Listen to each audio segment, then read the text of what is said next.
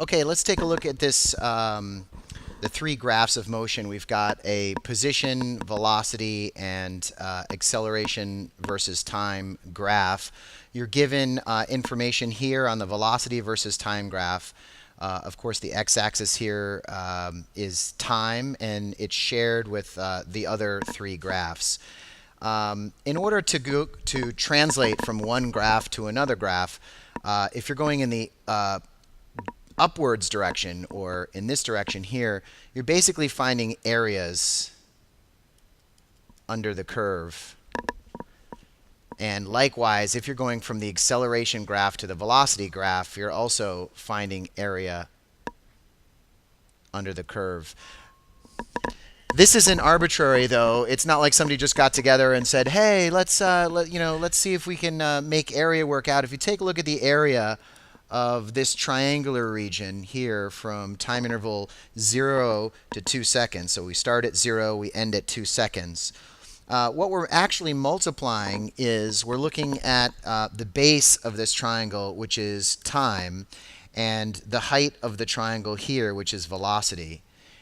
And as you know, we can kind of simplify our velocity equation. Technically, it's our horizontal displacement over the time interval, but you're more familiar seeing it in its kind of general form of distance over time, or its scalar form of distance over time.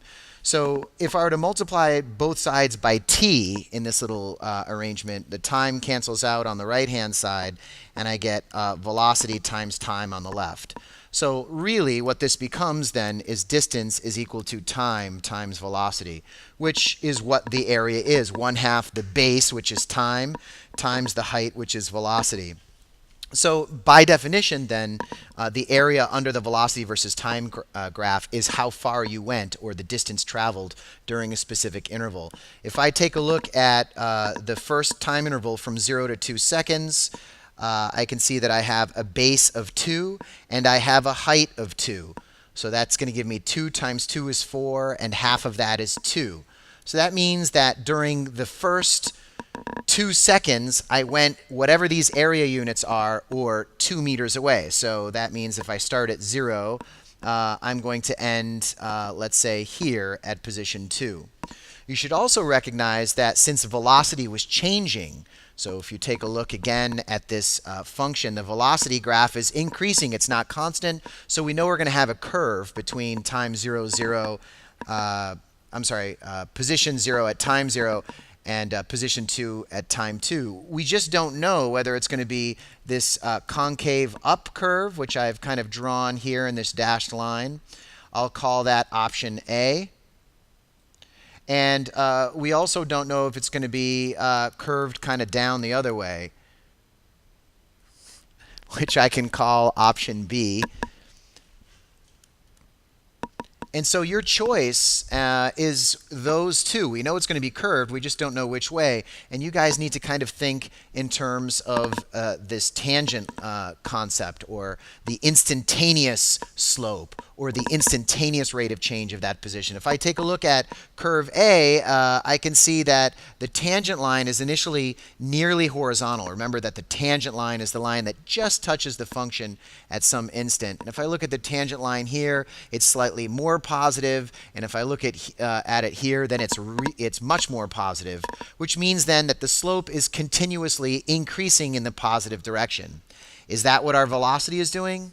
Yes, it is. So we know that curve A is the correct answer. If I were to have analyzed curve B using the kind of the same tangent line method, we'd see that it starts very positive and gets less and less positive over the interval from 0 to 2 seconds. And by the end of the interval here, it's almost horizontal, which means that the speed of the object at the end, if curve B had been correct, would be approaching 0. And that's not happening. So what I'm going to do is I'm going to come through, I'm going to erase kind of all of that stuff and make sure that I go back and sketch in the correct points here. 0, 2, and we know that it's going to be increasing like the curve A. The acceleration, on the other hand, or filling in the graph here on the bottom, is found by finding rate of change. So by definition, acceleration is the change in velocity over the time interval.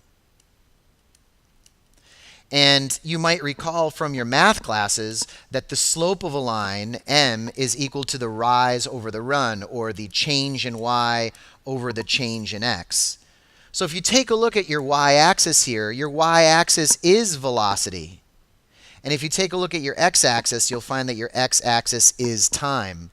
So the slope of your velocity, or how much your velocity is changing, is by definition what we call acceleration.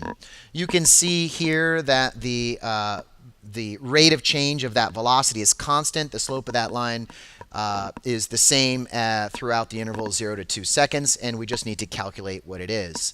I can see that the rise in this case is positive 2, since it goes from 0 to 2. So I'll go ahead and put some numbers in here. The rise is 2, or I could call that also the change in velocity.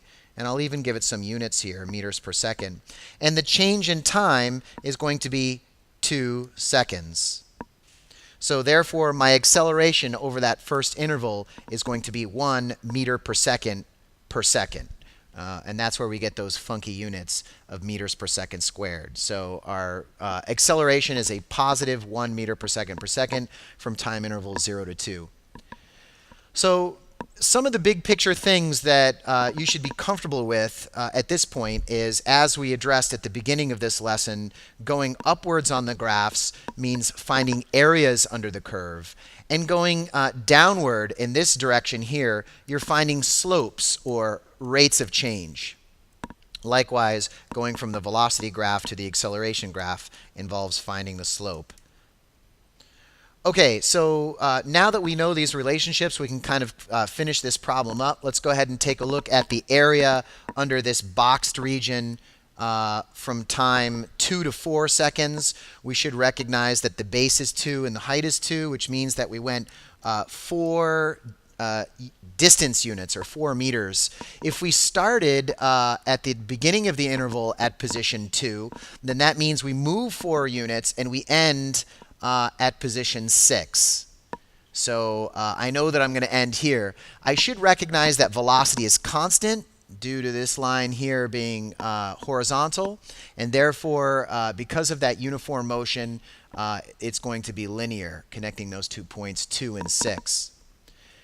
I should also recognize then, going in the other direction, down to the acceleration graph, that the slope of a horizontal line is equal to 0, and therefore we can say that the acceleration throughout that interval is 0. And for the same reason, when I look at the next interval from 4 to 7 seconds, I can say that the acceleration is 0 because this line segment right here is horizontal. There is no change. The velocity here was -2, and the velocity here at the interval was -2, and throughout the entire interval was -2. So the acceleration, or the rate of change of velocity, is equal to 0. Okay, so we're almost done with the acceleration graph. Since we're almost done, I might as well finish it. Let's take a look at this here, this last segment of the line. You should calculate the slope of that line. We should recognize that the change in y is +2 because I go from -2 up to 0. So the change in y is +2, and the change in x, or this dimension here, from 7 to 8 seconds is 1. So I get a +2 over a 1, and therefore my acceleration for the last interval is a +2 meters per second per second. The last thing I have to do is fill in the position versus time graph. I should recognize that this is a negative velocity, and therefore I'm going in the opposite direction. Of course, anything below the horizontal axis on my velocity graph means my velocity is negative. By convention, if it's horizontal motion, it's to the left. Let's go ahead and take a look at that area. I have a base of 3 and a height of -2, which means that I have -6 meters. -6 meters I've moved. So if I start at 6, I'm going to end here at 0, and I should recognize that this is linear since the motion is uniform, or the velocity is constant. In my last segment, I need to figure out the area here in the triangular region. I have a base of 1 and a height of -2. That gives me -2, and 1/2 of that is -1. So my last distance goes here from 0 down to -1, kind of awkwardly below the x-axis. I should recognize then that it's going to be curved. And as it turns out, I need to figure out whether it's going to curve like A or curve like B.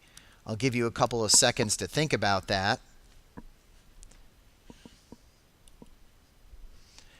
And based on what we've talked about earlier, you should recognize that B is the correct answer. And the reason is the tangent line at the beginning of the interval is initially large and negative, just like the velocity was here. And the tangent line at the end of the interval approaches 0, just like the velocity approaches 0 on the graph below.